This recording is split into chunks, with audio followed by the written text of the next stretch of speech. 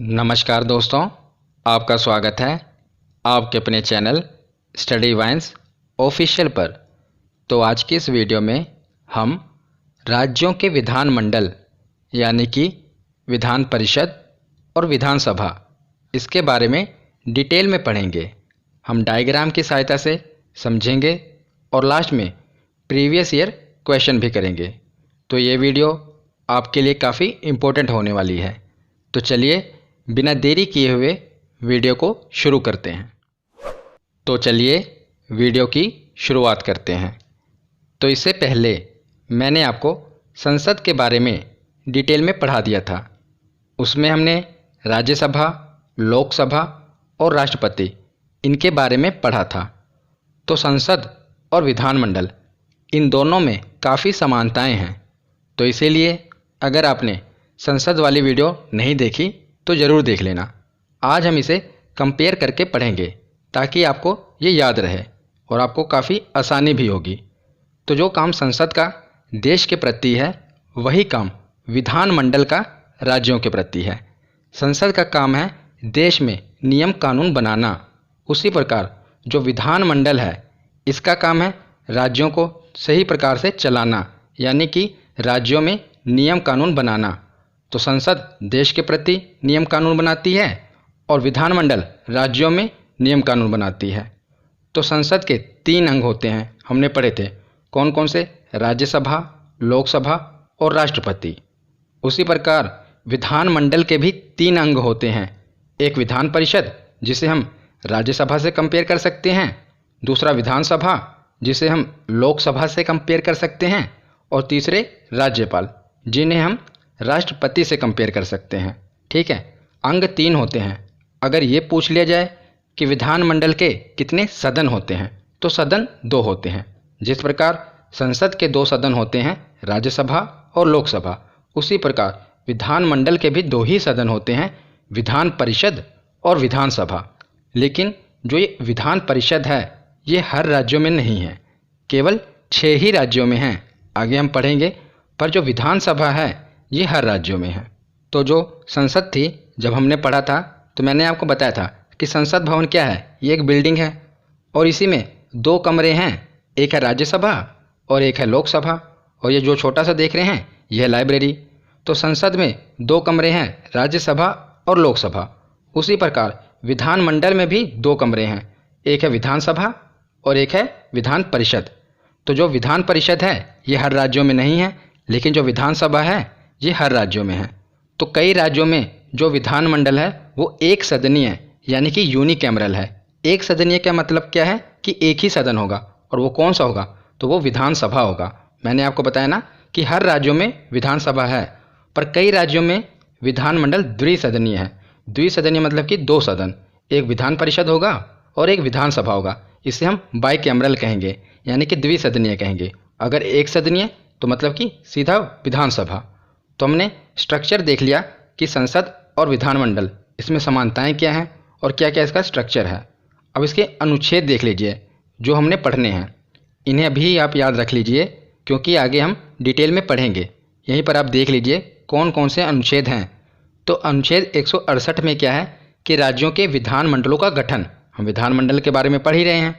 तो 168 में बताया गया है कि हर एक राज्य में विधानमंडल होगी। ठीक है, और 169 में क्या बताया गया है कि राज्यों में विधान परिषद की स्थापना और समाप्ति, यानी कि अगर कोई राज्य विधान परिषद बनाना चाहता है तो उसकी स्थापना कैसे होगी और समाप्ति कैसे होगी, ये 169 में बताया गया है।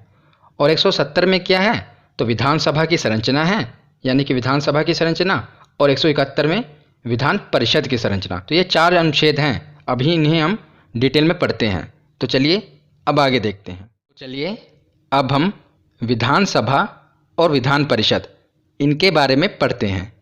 तो हम इन्हें एक ही साथ कंपेयर करके पढ़ेंगे। इस तरफ है विधानसभा और इस तरफ है विधान परिषद। अगर हम इन्हें कंपेयर करके पढ़ेंगे तो ये हमें ज़्यादा देर तक याद रहेंगे। इसी प्रकार मैंने आपको लोकसभा और राज्यसभा भी कंपेयर करके ही पढ़ाया था। तो विधानसभा को आप लोकसभा से रिलेट करना, क्योंकि हमने जो वहाँ पर पढ़ा था वही सेम यहाँ पर है, और विधान परिषद को राज्यसभा से रिलेट करना। तो चलिए देखते हैं। तो विधानसभा को क्या कहते हैं?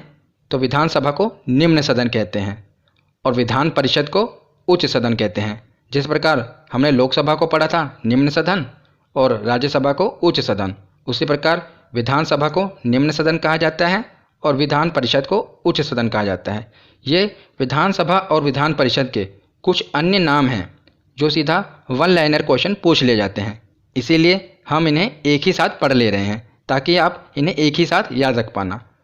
तो विधानसभा को निम्न सदन और विधान परिषद को उच्च सदन, और विधानसभा को इंग्लिश में कहते हैं लेजिस्लेटिव असेंबली, याद रखिएगा लेजिस्लेटिव असेंबली, और विधान परिषद को लेजिस्लेटिव काउंसिल, विधान परिषद को काउंसिल और सभा को असेंबली। और विधानसभा को जनता का सदन कहा जाता है। जनता का सदन क्यों कहा जाता है? क्योंकि विधानसभा के जो सदस्य होते हैं उन्हें जनता चुनकर भेजती है, इसीलिए इसे जनता का सदन कहा जाता है। और विधान परिषद को चर्चित लोगों का सदन कहा जाता है। इन्हें जनता चुनकर नहीं भेजती बल्कि ये चर्चित लोग होते हैं, इसीलिए इन्हें चर्चित लोगों का सदन कहा जाता है। और विधानसभा को प्रथम सदन कहा जाता है और विधान परिषद को द्वितीय सदन कहा जाता है, क्योंकि विधानसभा से ही सरकार बनती है, इसीलिए हम इसे प्रथम सदन कहते हैं और विधान परिषद को द्वितीय सदन कहते हैं। तो आगे है कि विधानसभा को अस्थायी सदन कहते हैं, क्योंकि विधानसभा का कार्यकाल 5 सालों का होता है, उसके बाद ये भंग हो जाती है, दोबारा चुनाव होते हैं, नए सदस्य आते हैं। पर जो विधान परिषद है ये कभी भंग नहीं होती। हाँ, विधान परिषद को समाप्त किया जा सकता है पर इसे भंग नहीं किया जा सकता, इसीलिए इसे स्थायी सदन कहते हैं। और विधानसभा को युवाओं का सदन कहते हैं। युवाओं का सदन क्यों कहते हैं? क्योंकि जो अभी आगे हम पढ़ेंगे न्यूनतम आयु है विधानसभा में जाने की वो है 25 वर्ष। अगर हम उसे विधान परिषद से कंपेयर करें तो विधान परिषद की है 30 वर्ष, इसीलिए इसे बड़ों का सदन कहते हैं। तो ये कुछ अन्य नाम हैं, आप याद रख लीजिएगा। तो आगे है कि सभी राज्यों के अलावा 3 केंद्र शासित प्रदेशों में भी विधानसभा है। मैंने आपको बताया ना कि जो विधानसभा है ये हर राज्यों में है, पर राज्यों के अलावा 3 केंद्र शासित प्रदेश भी हैं जहाँ पर विधानसभा है। एक है दिल्ली, दूसरी है पुदुचेरी और तीसरा जम्मू कश्मीर। जम्मू कश्मीर पहले राज्य था पर अब केंद्र शासित प्रदेश है। तो याद रखिएगा 3 केंद्र शासित प्रदेश हैं, दिल्ली, पुदुचेरी और जम्मू कश्मीर। और बात करें विधान परिषद की तो वर्तमान में केवल 6 राज्यों में ही विधान परिषद है। कौन कौन से, हम आगे देखते हैं। तो अब हम देखते हैं कि किन किन राज्यों में विधान परिषद है। तो विधान परिषद वर्तमान में 6 राज्यों में हैं। कौन कौन से? उत्तर प्रदेश, बिहार, महाराष्ट्र, कर्नाटक, आंध्र प्रदेश और तेलंगाना। बात करें आंध्र प्रदेश की तो आंध्र प्रदेश की विधानसभा ने यह प्रस्ताव पारित कर दिया है कि उन्हें विधान परिषद की ज़रूरत नहीं है। पर आगे हम पढ़ेंगे कि विधान परिषद को समाप्त कैसे किया जा सकता है। वहाँ की जो विधानसभा है उसने तो ये प्रस्ताव पारित कर दिया, पर अभी संसद के द्वारा स्वीकृति नहीं मिली है। तो जब तक संसद के द्वारा स्वीकृति नहीं मिल जाती हम इसे काउंट करेंगे। कुछ और नए राज्यों ने भी यह प्रस्ताव पारित किए हैं कि उन्हें विधान परिषद चाहिए, पर जब तक संसद स्वीकृति नहीं दे देती हम उन्हें काउंट नहीं करेंगे। तो अभी वर्तमान में 6 ही राज्य हैं। कौन कौन से, इन्हें हम याद कैसे करेंगे ये देखते हैं। तो बात करते हैं कि अब इन्हें याद कैसे रखना है। तो इसकी ट्रिक भी है, पर मैं आपको ट्रिक नहीं बताऊंगा क्योंकि उसकी कोई ज़रूरत नहीं है। आप इसे मैप की सहायता से याद रखना, जिससे आप इसे काफ़ी देर तक याद रख पाएंगे और कोई ट्रिक की ज़रूरत भी नहीं पड़ेगी। तो याद कैसे रखेंगे, देखिए ऊपर के 2 राज्य हैं उत्तर प्रदेश और बिहार, दोनों साथ साथ हैं। तो ऊपर के 2 और नीचे के 4 कौन कौन से, देखिए महाराष्ट्र और कर्नाटक और आंध्र प्रदेश और तेलंगाना। आंध्र प्रदेश और तेलंगाना ये तो पहले एक ही राज्य थे, अब अलग अलग हुए हैं, तो दोनों ही हैं। आंध्र प्रदेश और तेलंगाना 2 ये हो गए और 2 बगल वाले कौन कौन से, नीचे है कर्नाटक, ऊपर है महाराष्ट्र। तो 4 राज्य ये हो गए, महाराष्ट्र, कर्नाटक, आंध्र प्रदेश, तेलंगाना, और ऊपर के 2 उत्तर प्रदेश और बिहार। तो कुल मिलाकर 6 राज्यों में विधान परिषद है। आप इसे ऐसे ही मैप की सहायता से याद रखिए, जिससे आपको काफ़ी फ़ायदा होगा। तो आगे हम कुछ बेसिक चीज़ें देख लेते हैं कि एमएलए किसे कहते हैं, सांसद किसे कहते हैं, विधायक किसे कहते हैं। ये अक्सर आपको कंफ्यूज करते होंगे, पर हम इसे पहले क्लियर कर लेते हैं। तो सबसे पहले देखिए संसद। तो संसद को इंग्लिश में क्या कहते हैं, पार्लियामेंट। और संसद के दो सदन होते हैं, एक लोकसभा और दूसरा राज्यसभा। लोकसभा को इंग्लिश में हाउस ऑफ पीपल भी कहते हैं और राज्यसभा को काउंसिल ऑफ स्टेट्स भी कहते हैं। तो संसद में जो मंत्री बैठते हैं उन्हें क्या कहा जाता है, मतलब कि संसद में जो सदस्य बैठते हैं उन्हें सांसद कहा जाता है। चाहे वो लोकसभा में बैठें चाहे राज्यसभा में बैठें, उन्हें सांसद ही कहा जाएगा। और संसद को इंग्लिश में क्या कहते हैं, पार्लियामेंट। तो इंग्लिश में जो संसद में सदस्य बैठते हैं उन्हें मेंबर ऑफ पार्लियामेंट कहा जाता है। पार्लियामेंट में बैठने वाले मेंबर ऑफ पार्लियामेंट। तो इन्हें शॉर्ट फॉर्म में हम एमपी कह देते हैं। क्या, एमपी, यानी कि मेंबर ऑफ पार्लियामेंट। तो अगर वो लोकसभा में बैठेंगे तो उन्हें कहा जाएगा एमपी ऑफ लोकसभा, और राज्यसभा में बैठेंगे तो एमपी ऑफ राज्यसभा। तो आपको ये बात क्लियर हो गई ना, संसद में बैठने वाले सांसद कहलाते हैं, मतलब कि पार्लियामेंट में बैठने वाले एमपी कहलाते हैं, मेंबर ऑफ पार्लियामेंट। अब हम देखते हैं विधानमंडल। तो विधानमंडल को इंग्लिश में कहते हैं लेजिस्लेचर। इसके भी दो सदन होते हैं, एक विधानसभा और एक विधान परिषद। तो विधानसभा को इंग्लिश में कहा जाता है लेजिस्लेटिव असेंबली और विधान परिषद को तो लेजिस्लेटिव काउंसिल। तो जो विधानसभा में मेंबर बैठते हैं उन्हें मेंबर ऑफ लेजिस्लेटिव असेंबली कहा जाता है, क्योंकि विधानसभा को इंग्लिश में क्या कहते हैं, लेजिस्लेटिव असेंबली। तो जो यहाँ पर मेंबर बैठेंगे उन्हें क्या कहा जाएगा, मेंबर ऑफ लेजिस्लेटिव असेंबली, जिसे शॉर्ट में हम कह देते हैं एमएलए। और जो विधान परिषद में बैठते हैं यानी कि लेजिस्लेटिव काउंसिल में बैठते हैं उन्हें कहा जाता है मेंबर ऑफ लेजिस्लेटिव काउंसिल, यानी कि एमएलसी। तो लेजिस्लेटिव असेंबली में बैठने वाले एमएलए होते हैं और लेजिस्लेटिव काउंसिल में बैठने वाले एमएलसी होते हैं। और हिंदी में विधानमंडल में बैठने वाले मंत्री को विधायक कहा जाएगा। जिस प्रकार संसद में बैठने वाले को सांसद कहा जाता है, उसी प्रकार विधानमंडल में बैठने वाले को विधायक कहा जाता है। आपने सुना होगा ना कि चाचा विधायक हैं हमारे, तो वो यही विधायक हैं जो विधानमंडल में बैठते हैं, याद रखिएगा। तो हमने बेसिक चीज़ें देख ली, अब हम आगे डिटेल में पढ़ना शुरू करते हैं। तो सबसे पहले हम अनुच्छेद 168 देखते हैं, जिसमें हमने पढ़ा था विधानमंडल का गठन। तो अनुच्छेद 168 के अनुसार प्रत्येक राज्य में एक विधानमंडल होगा जो राज्यपाल और दो सदनों से मिलकर बनेगा। जहाँ किसी राज्य के विधानमंडल के दो सदन हैं वहाँ एक का नाम विधान परिषद होगा और दूसरे का नाम विधानसभा होगा। अगर केवल एक ही सदन है तो उसका नाम क्या होगा, तो विधानसभा होगा। हमने पीछे पढ़ा ना, अगर एक सदन होगा जो कि हर राज्य में होगा तो उसे विधानसभा कहेंगे। अगर दो सदन होंगे तो एक होगा विधानसभा और दूसरा होगा विधान परिषद। तो अनुच्छेद 168 में विधानमंडल के गठन के बारे में बताया गया है। तो अनुच्छेद 168 के बाद अब हम देखते हैं अनुच्छेद 169। तो इसमें क्या कहा गया है कि राज्यों में विधान परिषद की स्थापना और समाप्ति, यानी कि अगर कोई राज्य विधान परिषद की स्थापना करना चाहता है या समाप्ति करना चाहता है तो इसका क्या प्रोसेस होगा, ये 169 में बताया गया है। तो क्या प्रोसेस है कि विधान परिषद की स्थापना और समाप्ति के लिए यदि किसी भी राज्य की विधानसभा, याद रखिएगा कि किसी भी राज्य की विधानसभा अपने कुल सदस्यों के पूर्ण बहुमत तथा उपस्थित मतदान करने वाले सदस्यों के 2/3 बहुमत से प्रस्ताव पारित करे।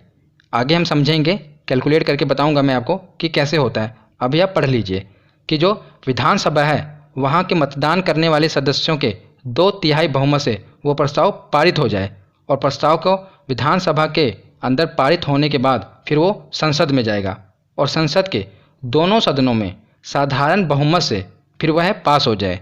उसके बाद राष्ट्रपति के उस पर हस्ताक्षर होंगे। तो उसके बाद या तो विधान परिषद बनाई जाएगी या समाप्त होगी। यानी कि पहले क्या होगा, विधानसभा में 2/3 बहुमत मिलेगा, उसके बाद वो संसद जाएगा। संसद की स्वीकृति के बाद राष्ट्रपति के हस्ताक्षर होंगे, तब जाकर ये पूरा प्रोसेस कंप्लीट होगा। तो अब हम पढ़ते हैं कि ये प्रोसेस है क्या, जो हमने पढ़ा ना कि कुल सदस्यों के पूर्ण बहुमत तथा मतदान करने वाले सदस्यों के 2/3 बहुमत, ये क्या है। तो मैं आपको एग्जाम्पल से समझाता हूँ। मान लीजिए कोई राज्य है और वो अपने राज्य में वहाँ पर विधानसभा है और वो विधान परिषद की स्थापना करना चाहता है और उस राज्य में 100 विधानसभा सीट हैं। तो 100 विधानसभा सीट हैं, अब वो विधान परिषद की स्थापना कैसे करेगा, इसका प्रोसेस क्या होगा। तो सबसे पहले ये है कि अगर वहाँ पर 100 विधानसभा की सीट हैं तो इसका पूर्ण बहुमत कितना होगा। अगर 100 सीट हैं तो हम बहुमत कैसे निकालते हैं, इसका आधा कर दो, 50 + 1, ये इसका बहुमत होगा ना 51। किसी भी चीज़ का आधा करके उसमें 1 जोड़ दो, ये उसका बहुमत होता है। तो 100 विधानसभा का पूर्ण बहुमत होगा 51। अगर इस विधानसभा जो ये राज्य है इसको विधान परिषद बनाना है तो कम से कम इसके पास 51 सीटों का बहुमत होना चाहिए, ये इसमें कहा गया है कि पूर्ण बहुमत। उसके बाद मान लीजिए जिस दिन यहाँ पर वोटिंग हुई विधानसभा में उस दिन 60 सदस्य उपस्थित थे, तो मतदान करने वाले सदस्यों का 2/3, 60 सदस्यों का 2/3 कितना हुआ, तो 40 हुआ। पर ये 51 से कम है, तो कम से कम 51 तो होना ही चाहिए, तो ये प्रस्ताव पारित नहीं होगा। मान लीजिए उसके बाद 90 सदस्य उपस्थित हैं दूसरे केस में, तो 90 सदस्यों का 2/3 कितना होता है, तो 60, यह 51 से आगे निकल जाएगा। तो हाँ, इस केस में विधानसभा से प्रस्ताव पारित हो जाएगा। तो मैं आशा करता हूँ आपको समझ आया होगा कि कुल सदस्यों का पूर्ण बहुमत 51 निकला। हमने देख लिया कि वहाँ पर 100 सीटें हैं, उसका आधा करके 1 जोड़ दिया तो ये पूर्ण बहुमत हुआ। अब जो उपस्थित सदस्य हैं उनका तिहाई इससे ज़्यादा ही होना चाहिए, इतना तो होना ही चाहिए, मतलब 51 से कम नहीं होना चाहिए। तो पहले केस में हमने देखा 40 निकला, तो यहाँ पर प्रस्ताव पारित नहीं होगा। पर दूसरे केस में 60 निकला जो कि 51 से भी ज़्यादा ही है, तो इस केस में यहाँ से प्रस्ताव पारित हो जाएगा। तो अब ये संसद जाएगा प्रस्ताव यहाँ से पास होकर, फिर संसद के बाद वहाँ की स्वीकृति मिलने के बाद राष्ट्रपति के पास जाएगा। फिर जब राष्ट्रपति के हस्ताक्षर हो जाएंगे फिर ये पूरा प्रोसेस कंप्लीट हो जाएगा। फिर इस राज्य में विधान परिषद की स्थापना हो जाएगी। अगर समाप्ति करनी है तो समाप्ति भी हो जाएगी। अब हम उसी प्रकार फिर से पढ़ना शुरू करते हैं। तो विधानसभा में सदस्यों का कार्यकाल कितना होता है, तो 5 साल। जिस प्रकार लोकसभा में 5 साल का कार्यकाल होता है, उसी प्रकार विधानसभा में भी 5 साल का ही कार्यकाल होता है। और विधान परिषद में, तो विधान परिषद में जो सदस्य हैं उनका कार्यकाल 6 साल का होता है। और प्रत्येक 2 वर्ष में 1/3 सदस्य सेवानिवृत्त यानी कि रिटायर हो जाते हैं और उनकी जगह पर नए सदस्य आते हैं। तो विधानसभा में क्या होता है कि 5 सालों बाद चुनाव होता है, तो सभी सदस्य जो भी हैं वो निकल जाते हैं और उनकी जगह जो हम चुनकर भेजते हैं वो नए सदस्य आते हैं। पर विधान परिषद में क्या होता है कि 6 साल बाद सदस्यों का कार्यकाल खत्म होता है, पर हर 2 साल में जो 1/3 सदस्य हैं विधान परिषद के वो रिटायर हो जाते हैं और उन 1/3 सदस्यों की जगह नए 1/3 सदस्य आते हैं। तो याद रखिएगा यहाँ पर हर 2 साल में 1/3 सदस्य सेवानिवृत्त हो जाते हैं। और विधानसभा में तो 5 साल में ही एक ही बार होता है चुनाव, नए सदस्य आते हैं। तो आगे हम देखते हैं कि विधानसभा के सदस्य बनने की योग्यता क्या होनी चाहिए। तो विधानसभा और विधान परिषद दोनों को कंपेयर करके पढ़ना। पहला तो वो भारत का नागरिक हो, दोनों में भारत का नागरिक ये तो होना ही चाहिए।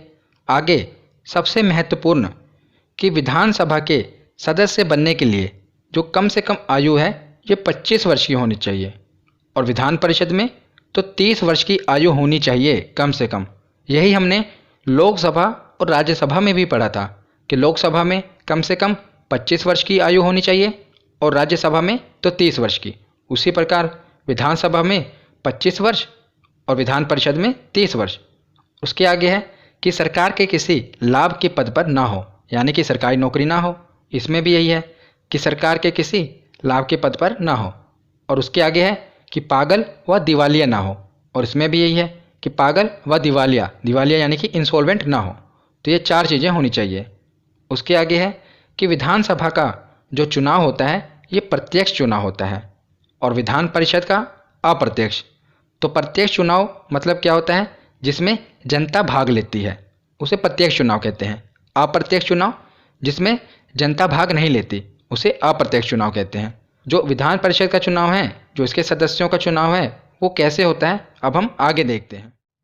तो अब हम ये देखते हैं कि विधान परिषद के सदस्यों का चुनाव कैसे होता है, क्योंकि जो विधानसभा होती है उनके सदस्यों का चुनाव तो प्रत्यक्ष होता है, यानी कि जनता चुनकर भेजती है। पर विधान परिषद में जो सदस्य होते हैं उन्हें जनता नहीं चुनती, अप्रत्यक्ष चुनाव होता है। तो इनमें कौन भाग लेता है ये देखते हैं। तो जो विधान परिषद के सदस्यों का चुनाव होता है इसे 5 भागों में बांटा गया है।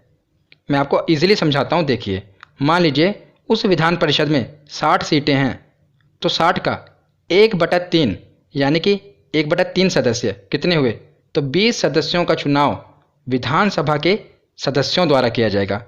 जो उस विधान परिषद में उस राज्य में जो विधानसभा होगी वो 20 सदस्यों का चुनाव करेगी। 1/3 सदस्य ये वेरी करते रहते हैं, यानी कि बदलते रहते हैं सीटों के हिसाब से।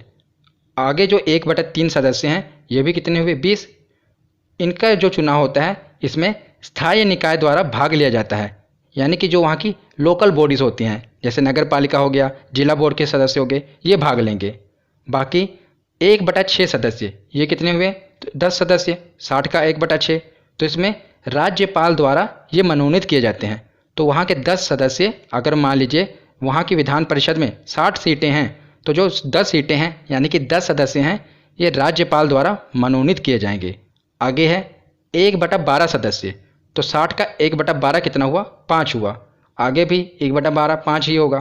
तो 1/12 जो सदस्य हैं ये उन स्नातकों, यानी कि स्नातक को क्या कहते हैं, ग्रेजुएट, वो ग्रेजुएट द्वारा निर्वाचित होते हैं जिन्होंने कम से कम 3 वर्ष पूर्व अपनी ग्रेजुएशन की डिग्री प्राप्त कर ली हो, ये उनके चुनाव में भाग लेते हैं। तो देखिए 20 + 20 40, 10 50, 5 55 और ये बाकी के 5 कुल मिलाकर 60 हो जाएगा। तो इस प्रकार इन्हें बांटा गया है। तो बाकी के जो बचे 1/12 सदस्य, इन्हें उन अध्यापकों द्वारा निर्वाचित होते हैं ये जो कम से कम 3 वर्षों से माध्यमिक पाठशालाओं अथवा उनसे ऊंची कक्षाओं में शिक्षण कार्य कर रहे हों। तो ये जो सरकारी टीचर होते हैं ये उन्हें चुनते हैं। यहाँ पर हमने देखा कि स्टूडेंट होते हैं वो चुनते हैं, यहाँ पर सरकारी टीचर हैं वो चुनते हैं। 1/12 1/12 और 1/6 राज्यपाल द्वारा मनोनीत किए जाते हैं। 1/3 लोकल बॉडीज़ के द्वारा इनका चुनाव होता है और 1/3 जो वहाँ की विधानसभा होती है वो चुनकर भेजती है। तो इस तरह कुल 5 भागों में इन्हें बांटा गया है और मैंने आपको डायग्राम की सहायता से इसे डिवाइड करके समझा दिया। ये इतना डिटेल में नहीं पूछा जाता, पर यह पूछ लिया जाता है कि बताइए 1/12 किसके द्वारा चुना गया, 1/6 सदस्य किसके द्वारा मनोनीत किए जाते हैं, तो ये आपसे पूछ लिया जाता है। तो इसे आप इजीली इस प्रकार समझ पाएंगे और याद रख पाएंगे। तो हमने ये देख लिया कि सदस्यों का चुनाव कैसे होता है। अब हम ये देखेंगे कि आखिर सदस्यों की संख्या विधानसभा और विधान परिषद में कितनी होगी। तो सबसे पहले देखते हैं विधानसभा में सदस्यों की संख्या। तो अधिक से अधिक 500 सदस्य विधानसभा में हो सकते हैं और कम से कम 60 तो होने ही चाहिए। ये लिमिट तय की गई है कि अधिक से अधिक 500 और कम से कम 60। ये पूछा जाता है, इसलिए याद रखिएगा। कहाँ पर, तो विधानसभा में। पर इसके कुछ अपवाद हैं जहाँ पर कम से कम जो 60 सीटें हैं ये भी नहीं हैं। तो कौन कौन से, ये 4 आपको याद रखने हैं क्योंकि इम्पोर्टेंट बन जाते हैं। तो सबसे पहले है गोवा, जहाँ पर सिर्फ 40 विधानसभा सीटें हैं, 60 नहीं हैं। दूसरा है मिजोरम, यहाँ पर भी 40 ही विधानसभा सीटें हैं। और तीसरा है सिक्किम, यहाँ पर सिर्फ 32 विधानसभा सीटें हैं। और एक पुदुचेरी भी याद रख लीजिएगा, ये है तो केंद्र शासित प्रदेश, पर इसे भी आप याद रख लीजिए। तो 30 सीटें हैं यहाँ पर विधानसभा की, ये केंद्र शासित प्रदेश है। 3 राज्य हैं, गोवा, मिजोरम और सिक्किम, और एक केंद्र शासित प्रदेश है पुदुचेरी, जहाँ पर जो ये आंकड़ा है 60 का कम से कम वाला, ये इसका अपवाद है, यहाँ पर 60 सीटें नहीं हैं, तो याद रखिएगा। तो विधानसभा के सदस्यों की संख्या हमने देख ली। अब हम देखते हैं कि विधान परिषद में सदस्यों की संख्या कितनी होगी। तो इसमें कोई फिक्स आंकड़ा नहीं दिया गया। इसमें क्या बताया गया है कि अधिक से अधिक विधानसभा के सदस्यों की कुल संख्या के 1/3 सदस्य होने चाहिए। तो ये क्या है, मान लीजिए कि विधानसभा में किसी राज्य में 150 सीटें हैं, टोटल कितनी है 150, तो वहाँ की विधान परिषद में अधिक से अधिक इसका 1/3 ही हो सकते हैं। तो 150 का 1/3 कितना होगा, तो 50। तो ये 50 अधिकतम है, इससे आगे नहीं बढ़ सकते। तो कितनी सीटें हो सकती हैं अधिक से अधिक, वहाँ की विधानसभा की 1/3। और बात करें कम से कम, तो कम से कम 40 तो होनी ही चाहिए। यह भी हम आगे देखेंगे कि जो 6 विधान परिषद वाले राज्य हैं उनमें कितनी सीटें हैं। तो कम से कम कितनी होनी चाहिए, तो 40 तो होनी ही चाहिए। और अधिक से अधिक तो वहाँ की जो विधानसभा है उनके कुल सदस्यों का 1/3, ये सदस्यों की संख्या है। अब हम आगे देखते हैं कि जो विधानसभा होती है वहाँ की जो कार्यवाही होती है उसका संचालन कौन करते हैं, तो वहाँ के अधिकारी करते हैं। तो जो विधानसभा होती है वहाँ पर 2 अधिकारी होते हैं, एक अध्यक्ष और एक उपाध्यक्ष, जिस प्रकार लोकसभा में थे। और उसी प्रकार जो विधान परिषद है, काम दोनों का सेम ही है पर नाम बदल दिया गया है। इन्हें सभापति और उपसभापति कहा जाता है। जिस प्रकार राज्यसभा में सभापति उपसभापति होते हैं, उसी प्रकार यहाँ पर विधान परिषद में सभापति और उपसभापति होते हैं। तो एक बात याद रखिएगा, जब हमने राज्यसभा पढ़ा था तो राज्यसभा में जो सभापति होते थे वो देश के उपराष्ट्रपति होते हैं, पर विधान परिषद में जो विधान परिषद के जो सदस्य हैं, इन्हीं में से एक सदस्य को हम चुन लेते हैं, उसे सभापति बना लेते हैं और एक को उपसभापति बना देते हैं। तो ये इन्हीं सदस्यों में उनका चुनाव कर लिया जाता है। और इसी प्रकार जो अध्यक्ष होते हैं, उपाध्यक्ष होते हैं, ये भी विधानसभा के जो सदस्य होते हैं उन्हीं में से चुन लिया जाता है, ये बाहर से नहीं होते, याद रखिएगा। और ये जो अपना इस्तीफ़ा होता है, यानी कि अपना त्यागपत्र, अगर सभापति है तो वो उपसभापति को देंगे, उपसभापति सभापति को अपना त्यागपत्र देंगे। उसी प्रकार अध्यक्ष अपना इस्तीफ़ा उपाध्यक्ष को देंगे और उपाध्यक्ष अपना इस्तीफ़ा अध्यक्ष को देंगे। तो ये सभी बातें आप याद रखिएगा। तो हमने विधानसभा और विधान परिषद इनको कंपेयर करके पढ़ लिया। अब हम कुछ महत्वपूर्ण तथ्य हैं, इन्हें पढ़ लेते हैं। तो याद रखिए, मैंने आपको पीछे अनुच्छेद बता दिए थे कि 168 में क्या है, तो विधानमंडल का गठन। 169 में क्या है, तो जो नए विधान परिषद की जो स्थापना होगी या समाप्ति होगी, इसका प्रोसेस बताया गया था। अनुच्छेद 170 में क्या है, तो विधानसभा की संरचना। 171 में क्या है, तो विधान परिषद की संरचना। ये चारों अनुच्छेद थे, हमने 170 और 171 इसे कंपेयर करके पढ़ लिया और 168 और 169 इसे भी पढ़ लिया। अब आगे कुछ महत्वपूर्ण तथ्य हैं जो कि विधानसभा से रिलेटेड हैं, इन्हें भी पढ़ लेते हैं। तो यह आरक्षण। तो अनुच्छेद 332 के अनुसार जो राज्य की विधानसभा होगी, इसमें जनसंख्या के अनुपात में, वहाँ की जो जनसंख्या होगी उसके अनुपात में SC और ST जातियों को आरक्षण दिया गया है। याद रखिएगा, कहाँ पर, तो राज्य की विधानसभा में हर राज्य की जनसंख्या के अनुपात में SC और ST जातियों को आरक्षण दिया गया है। उसके आगे है अनुच्छेद 333। इसके अनुसार राज्यपाल एक आंग्ल भारतीय यानी कि एंग्लो इंडियन, ये क्या होते हैं एंग्लो इंडियन, ये मैंने आपको संसद वाली वीडियो में बताया था। तो एक आंग्ल भारतीय को विधानसभा में मनोनीत करते थे। याद रखिएगा, मनोनीत करते थे। तो पहले एंग्लो इंडियन को मनोनीत किया जाता था, पर अब नहीं किया जाता। क्यों नहीं किया जाता?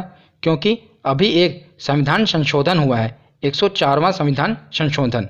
इसके द्वारा जो आंग्ल भारतीय हैं, यानी कि जो एंग्लो इंडियन हैं, आंग्ल भारतीय समुदाय के आरक्षण को समाप्त कर दिया गया है। अब एंग्लो इंडियन को नहीं मनोनीत किया जाएगा। याद रखिएगा कि 104वें संविधान संशोधन के द्वारा जो आंग्ल भारतीय समुदाय का आरक्षण था, इसे समाप्त कर दिया गया है।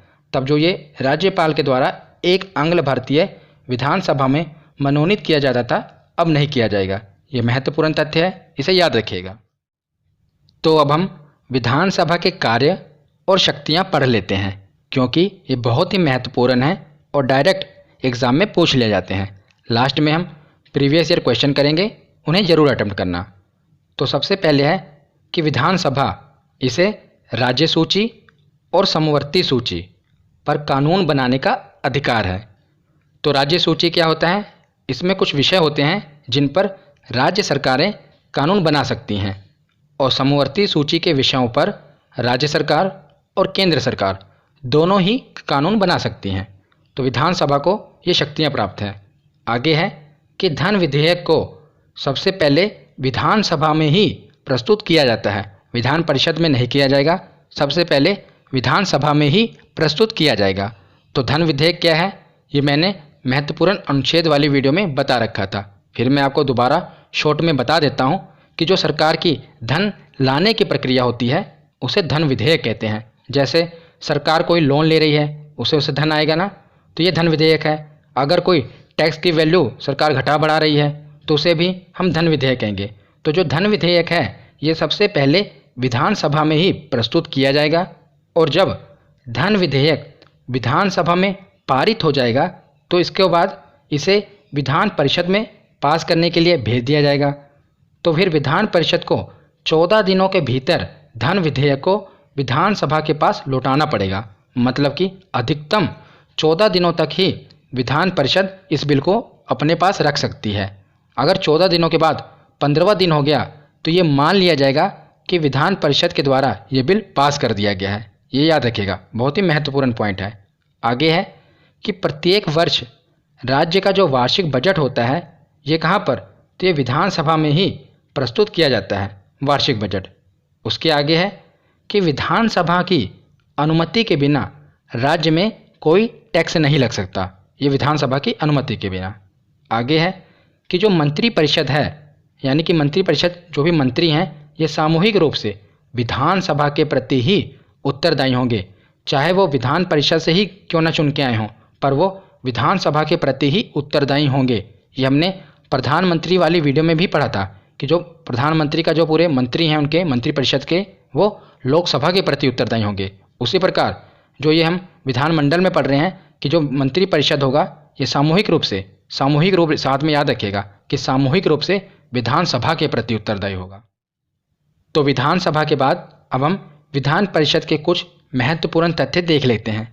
तो सबसे पहले है कि विधान परिषद किसी भी विधेयक को अधिकतम 4 माह तक ही रोक सकती है। मतलब कि 4 महीने तक ही किसी भी बिल को डिले कर सकती है विधान परिषद। कैसे? अगर कोई भी बिल पहले विधानसभा में पारित हो गया है फिर उसे विधान परिषद के पास भेजा जाता है तो फिर इसे वो 3 महीने तक रोक सकते हैं। कौन? विधान परिषद वाले। फिर यह बिल दोबारा विधानसभा के पास वापस चला जाएगा, फिर विधानसभा दोबारा इसे पारित करके विधान परिषद में भेज देगी। अब की बार विधान परिषद इसे 1 ही महीने तक रोक सकती है। अगर वो 1 महीने तक भी इसको पारित नहीं करेगी विधान परिषद में, फिर यह मान लिया जाएगा कि यह बिल विधान परिषद के द्वारा पारित हो चुका है। मतलब कि पहली बार 3 महीने तक दोबारा बिल वो विधानसभा जाएगा, तो वहाँ से दोबारा पारित होकर विधान परिषद आएगा, तो दोबारा 1 महीने तक। मतलब कि कोई भी बिल विधान परिषद अधिकतम 4 महीने तक ही अपने पास अटका सकते हैं। तो इसीलिए कहा गया है कि विधान परिषद किसी भी विधेयक को अधिकतम 4 माह तक ही रोक सकती है, याद रखिएगा। तो अगला पॉइंट है कि मुख्यमंत्री और मंत्रियों का चयन किसी भी सदन से किया जा सकता है। तो जरूरी नहीं है कि जो मुख्यमंत्री का चयन किया जाए ये विधानसभा के ही सदस्य हों, वो विधान परिषद के भी सदस्य हो सकते हैं, यानी कि किसी भी सदन के सदस्य हो सकते हैं। तो जो मंत्री हैं वो भी विधान परिषद के सदस्य भी हो सकते हैं और विधानसभा के भी सदस्य हो सकते हैं। पर अगर वो किसी भी सदन के सदस्य हों पर वो सामूहिक रूप से विधानसभा के प्रति ही उत्तरदायी होंगे, ये हमने पीछे पढ़ रखा था। और ये भी याद रखिएगा, अगर मान लीजिए कोई किसी को मंत्री बनाया गया और वो किसी भी सदन का सदस्य नहीं है तो फिर इसकी एक कंडीशन हो सकती है। मान लीजिए किसी को मुख्यमंत्री ने मंत्री बना दिया और वो किसी भी सदन का सदस्य नहीं है, ना वो विधानसभा का है ना वो विधान परिषद का है, तब भी उसे मंत्री बनाया जा सकता है। पर इसकी कंडीशन क्या होगी कि उन्हें 6 महीने के अंदर, यानी कि उस मंत्री को 6 महीने के अंदर विधान परिषद या विधानसभा किसी भी एक सदन का सदस्य बनना पड़ेगा 6 महीने के अंदर, तभी वो अपने पद पर बने रह पाएंगे। नहीं तो उन्हें अपना पद छोड़ना पड़ेगा। पहले तो उन्हें बना दिया जाएगा पर 6 महीने के अंदर उन्हें सदस्यता लेनी पड़ेगी, या तो विधानसभा की या विधान परिषद की। अगर वो 6 महीने के अंदर सदस्य नहीं बन पाते हैं तो उन्हें अपना पद छोड़ना पड़ेगा, ये अभी याद रखिएगा। तो लास्ट में हम विधान परिषद में जो सीटों की संख्या है, 6 राज्य थे ना, ये पढ़ लेते हैं कि वहाँ पर कुल कितनी संख्या है सीटों की। तो उत्तर प्रदेश में है 100 सबसे ज़्यादा, महाराष्ट्र में है 78, बिहार और कर्नाटक दोनों राज्यों में 75-75 सीटें हैं विधान परिषद की। उसके बाद आंध्र प्रदेश जहाँ पर 58 सीटें हैं विधान परिषद की, वहाँ की विधानसभा ने यह प्रस्ताव पारित कर दिया है कि हमें विधान परिषद की ज़रूरत नहीं है। पर अभी जब संसद से स्वीकृति मिल जाएगी और राष्ट्रपति के हस्ताक्षर हो जाएंगे तब यहाँ पर जो विधान परिषद है इसे समाप्त कर दिया जाएगा। और लास्ट में जो 6ठा राज्य है यह है तेलंगाना, यहाँ पर 40 विधान परिषद की सीटें हैं। तो हमने पूरा थ्योरी सेक्शन कंप्लीट कर लिया। अब हम प्रीवियस ईयर के क्वेश्चन देखते हैं। तो पहला प्रश्न है कि भारतीय संविधान के निम्नलिखित अनुच्छेदों में से कौन राज्य की विधानसभाओं के निर्वाचन का प्रावधान करती है। तो सीधा सीधा इन्होंने विधानसभा वाला अनुच्छेद पूछा है। हमने पढ़ा था विधानमंडल 168, विधान परिषद की समाप्ति और स्थापना 169 और विधानसभा अनुच्छेद 170। तो इसका ऑप्शन ए सही होगा। विधानसभा की संरचना थी अनुच्छेद 170 में। अगला क्वेश्चन है कि किसी राज्य की विधानसभा में अधिकतम कितने सदस्य हो सकते हैं। तो बताइए कि विधानसभा में कितने सदस्य हो सकते हैं। तो हमने पढ़े थे ना, अधिकतम कितने सदस्य हो सकते हैं, तो 500। अगला प्रश्न है कि विधानसभा अध्यक्ष यानी कि जो स्पीकर है, ये अपना त्यागपत्र किसको देता है। तो मैंने आपको बताया था कि अध्यक्ष अपना त्यागपत्र किसे देगा, तो उपाध्यक्ष को विधानसभा के, और उपाध्यक्ष ये अपने अध्यक्ष को त्यागपत्र देगा। तो अगला प्रश्न है कि विधानसभा की सदस्यता के लिए उम्मीदवार को कितने वर्ष से कम का नहीं होना चाहिए। तो कम से कम कितनी आयु होनी चाहिए विधानसभा के सदस्य बनने के लिए। तो हमने पढ़ा था 25 वर्ष। अगर यही पूछ लिया जाता विधान परिषद के बारे में तो कितना होता, तो वो होता 30 वर्ष। अगला प्रश्न देखते हैं कि राज्य मंत्री परिषद सामूहिक रूप से किसके प्रति उत्तरदायी होते हैं। तो मैंने आपको बताया था कि मंत्री परिषद चाहे वो विधान परिषद के हों या विधानसभा के हों, मंत्री वो किसके प्रति उत्तरदायी होंगे सामूहिक रूप से, तो विधानसभा के प्रति सामूहिक रूप से उत्तरदायी होंगे। अगला प्रश्न है कि किसी राज्य की विधानसभा के सदस्यों की न्यूनतम संख्या कितनी हो सकती है। तो बताइए कि विधानसभा के न्यूनतम सदस्यों की संख्या कितनी हो सकती है। तो यह है 60, हमने पढ़ा था। तो अगला प्रश्न है कि सामान्यतः विधानमंडल के ऊपरी सदन के सदस्यों की कुल संख्या निचले सदन की कुल संख्या की कितनी होनी चाहिए। तो ये क्वेश्चन थोड़ा घुमाकर पूछा गया है, मैं आपको बताता हूँ। देखिए, ऊपरी सदन का मतलब क्या हुआ, विधान परिषद, और निचले सदन का मतलब क्या हुआ, विधानसभा। तो इन्होंने पूछा है कि जो विधान परिषद की सदस्यों की संख्या है, कुल संख्या, ये विधानसभा के सदस्यों की अधिकतम कितनी होनी चाहिए। तो हमने पढ़ा था कि विधानसभा के 1/3 सदस्य अधिकतम हो सकते हैं, पढ़ा था ना कि विधानसभा के 1/3 सदस्य अधिकतम हो सकते हैं विधान परिषद में। तो इसका ऑप्शन सही होगा, ऑप्शन बी, 1/3 होनी चाहिए। अगला प्रश्न है कि किसको समाप्त किया जा सकता है पर भंग नहीं किया जा सकता। तो यह है विधान परिषद। विधान परिषद को समाप्त तो किया जा सकता है, हमने पूरा प्रोसेस पढ़ लिया, पर इसे भंग नहीं किया जा सकता। क्यों नहीं किया जा सकता, क्योंकि प्रत्येक 2 वर्ष में इसके 1/3 सदस्य सेवानिवृत्त होते हैं, बाकी के सदस्य रहते हैं ना वहाँ पर, भंग नहीं होती, पर इसे समाप्त किया जा सकता है। अगला प्रश्न है कि विधान परिषद के कितने सदस्य प्रत्येक दूसरे वर्ष अवकाश ग्रहण करते हैं। ये हमने अभी पढ़ा कि प्रत्येक दूसरे वर्ष 1/3 सदस्य अवकाश ग्रहण करते हैं, उनकी जगह नए सदस्यों का चुनाव होता है। अगला प्रश्न है कि राज्य के विधान परिषद के कितने सदस्य विधानसभा द्वारा चुने जाते हैं। तो विधानसभा द्वारा कितने सदस्य चुने जाते थे, 1/3, हमने पढ़ा था ना, 1/3, 1/3, 1/6, 1/12 और 1/12। तो इसमें हमने सबसे पहले क्या पढ़ा था कि 1/3 सदस्यों का चुनाव किसके द्वारा होता था, तो विधानसभा के द्वारा होता था, ये पूछा गया था। तो आज का लास्ट क्वेश्चन है कि निम्नलिखित में से किस राज्य में द्विसदनात्मक विधायिका नहीं है। इन्होंने कहा है नहीं है। तो द्विसदनात्मक मतलब क्या हुआ, जहाँ पर 2 सदन नहीं है।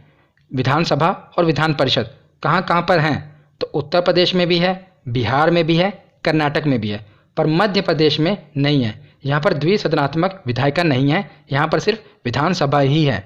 तो आज की ये वीडियो यहीं पर ख़त्म होती है। कैसी लगी ये वीडियो कमेंट सेक्शन में ज़रूर बताना। धन्यवाद।